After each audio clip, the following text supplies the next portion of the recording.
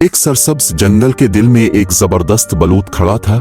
इसकी शाखें फैले हुए बाजुओं की तरह आसमान की तरफ बढ़ रही थीं।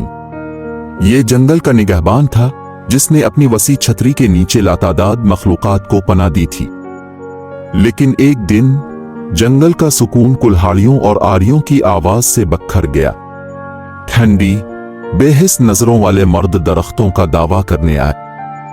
उन्हें जंगल के अंदर फली फूली जिंदगी की कोई परवाह नहीं थी। उन्होंने जो कुछ देखा वो मुनाफा कमाने के लिए था।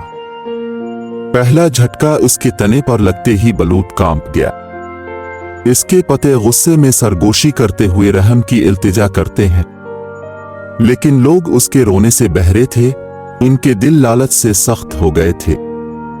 कुल्हाड़ी के हर वार के साथ जंगल रोता रहा। उसके दर्द की बाज़गश्त जमीन पर गूंज रही थी।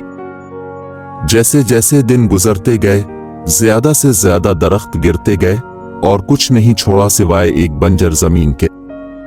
कभी मुतहर्रिक जंगल अब एक वीरान कब्रिस्तान था जो जिंदगी और मोहब्बत से खाली था।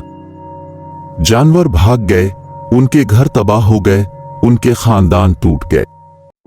लेकिन तबाही के दरमियान राख से एक छोटा सा पौधा निकला। ये ताकतवर बलूत की औलाद थी जो अपनी मीरास को आगे बढ़ाने के लिए पुरज़्म थी।